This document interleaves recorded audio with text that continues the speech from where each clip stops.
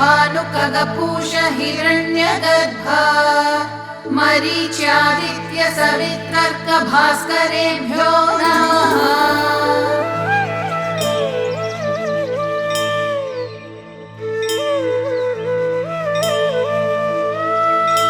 श्रीमन्नशेष जगदेक महाप्रदीप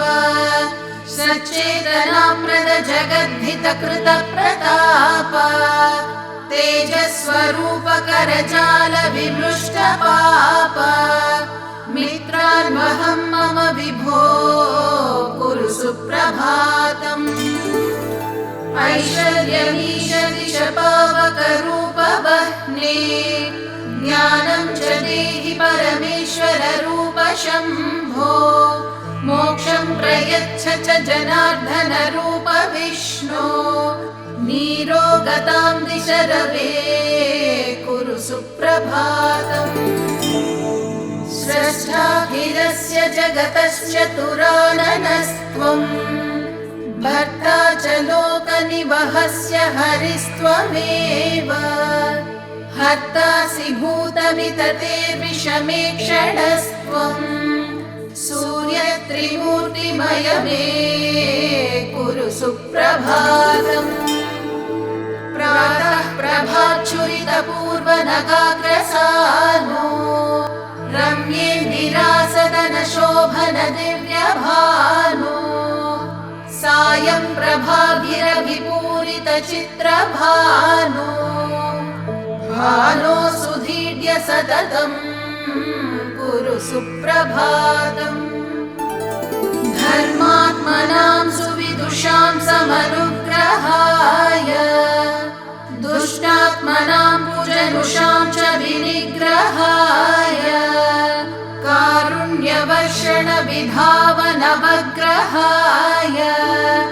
शक्तो ग्रहेश खलनः कुरु सुप्रभातम्। पौरस्य भूधरतटीतिलगायमाना चूडामणेम्बरतलस्य च दिग्विधूट्याः कर्णावतंस गगनाञ्चितराजहंस पूषन् सुतोषकरणः कुरु सुप्रभातम्। उद्बोधयस्य नुदिनं वनमम्बुजानां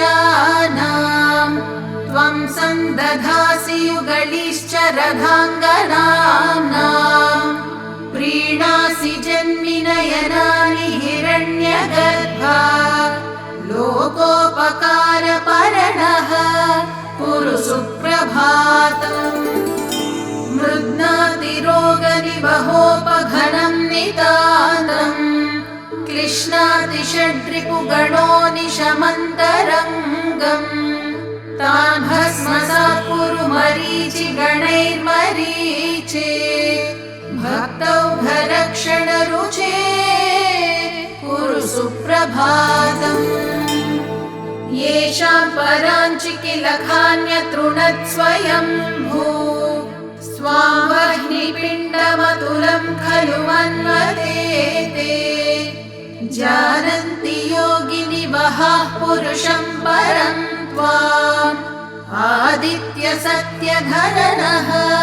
कुरु सुप्रभातम्। भर्गोऽस्य धीमहि च तत्सवितुर्वरेण्यम्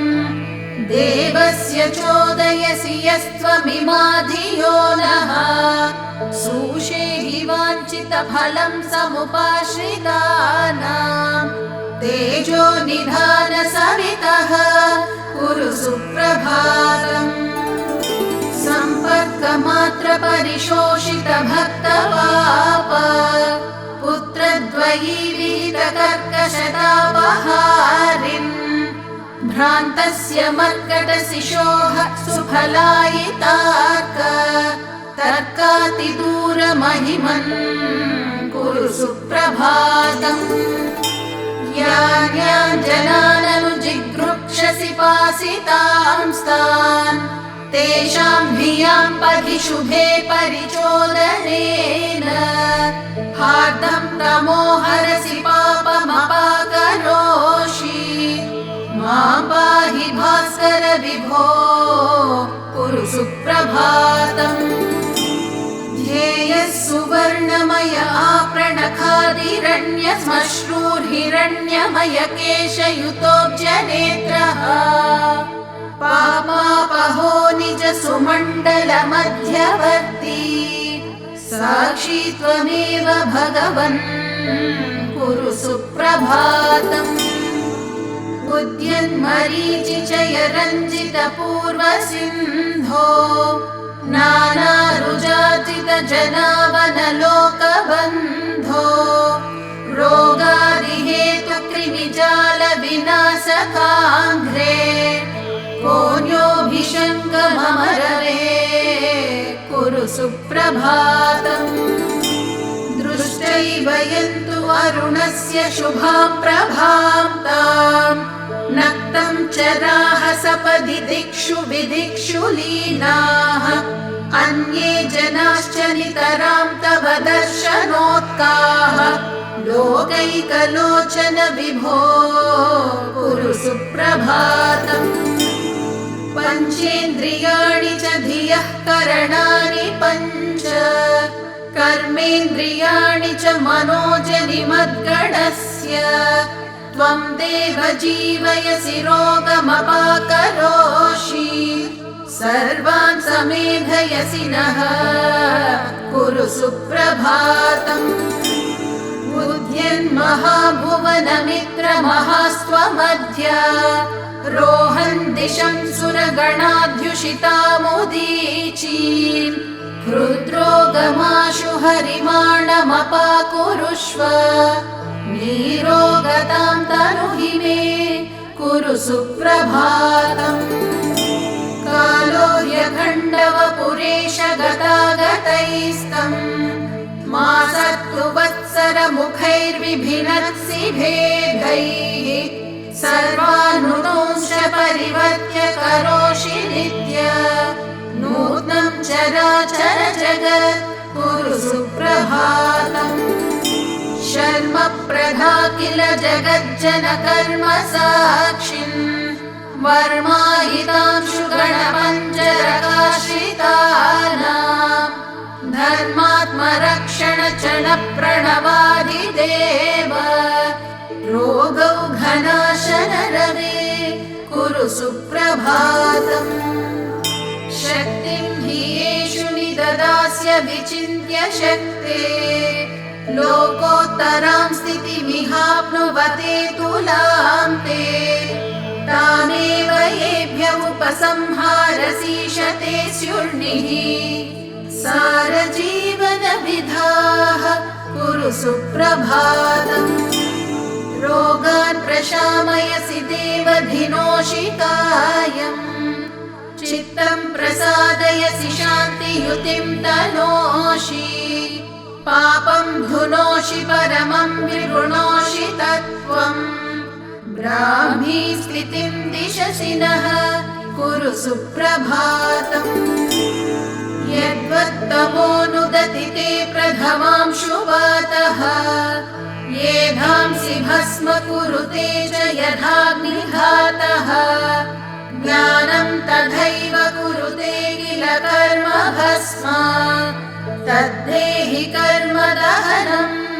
कुरु सुप्रभातम् मुक्तेषु वद्व्रजसि भास्कर नैमिषार्धे द्वाविंशतिं किल शतान्यपि योजनानाम् त्वामेर्धनेयमुपयातु ततोऽपि शीघ्रम् उल्लाघयाशु भगवन् कुरु सुप्रभातम् या देवता अपि हि नीच जनप्रयुक्ताः क्षुद्रागदान् बहुविधान् जनयन्ति देहे एतत् कियत्तव रुजां हरणं त्रिमूर्ते रुद्रोगमाशु हर मे कुरु सुप्रभातम् दोषं मदीय हृदये नयने च दोषं श्रुतौ क्वचि च दोषमथापि नश्यम् जैवं च कर्म करणादिगतं च दोषम् संलोषयस्व किरणैः कुरु सुप्रभातम्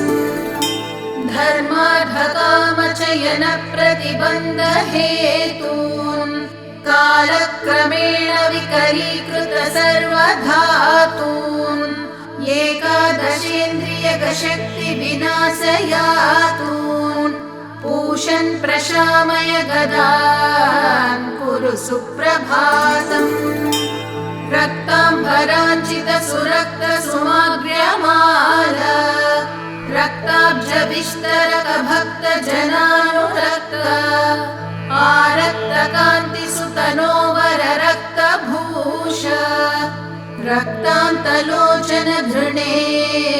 कुरु सुप्रभातम् वाताश्मरीगलमहोदरता प्रमेहान् अशोभगन्धररुजे ग्रहणीं निकोचम् त्वग्रोगजालमितरांश्च निहंसि रोगान् तिग्मांशुभिर्ग्रहपते कुरु सुप्रभातम् चित्रांशुजालपिहितात्मवपुर्गदासि शङ्खारिभूषितचतुर्भुज पद्मनेत्र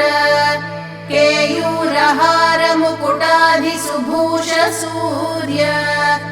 नारायणव्यय विभो कुरु सुप्रभातम् भद्रं च कर्णयुगलैः शृणुयामदेव पश्येम भद्रमनिशं नयनैर्यजत्राः अङ्गैस्थिरैस्तनुभिरेव चतुष्टुवांसः आयुर्व्यशेम सुखदम् कुरु सुप्रभातम् येभ्यः प्रसीदति सहस्रमरीचिमाली तेभ्यः सदैव कुरुते ननु सुप्रभातम् नक्तं दिवा सकलजीवितमप्यमीषाम् पूर्णं भवेदतुलशान्ति समृद्धिपूर्णम्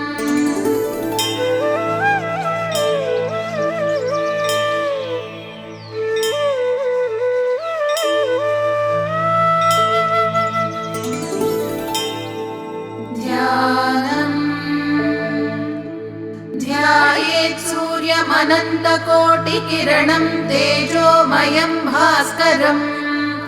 भक्तानामभयप्रदं दिनकरं ज्योतिर्मयं शङ्करम् आदित्यं जगदीशमच्युतमजं त्रैलोक्यचूडामणिम् भक्ताभीष्टवरप्रदं दिनमणिं मार्ताण्डमाद्यं शुभम् कालात्मा सर्वभूतात्मा वेदात्मा विश्वतोमुखः जन्म मृत्युजरा व्याधि संसार भयनाशनः ब्रह्मस्वरूप उदये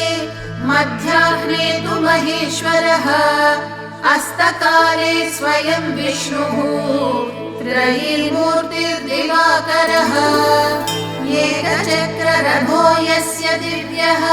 कनकभूषितः सोऽयं भवतु न प्रीतः पद्महस्तो दिवाकरः पद्महस्तः परं ज्योतिः परेशाय नमो नमः अण्डयोनिर्महासाक्षी आदित्याय नमो नमः धर्ममूर्तिर्दयामूर्तिर्सत्त्वमूर्तिर्नमो नमः सकलेशाय सूर्याय क्षान्तेशाय नमो नमः क्षयापस्मारगुल्मादिदुर्दोषव्याधिनाशनम् सर्वज्वरहरं चैव क्षुक्षिरोगनिवारणम् एतत् स्तोत्रं शिवप्रोक्तं सर्वसिद्धिकरं परम्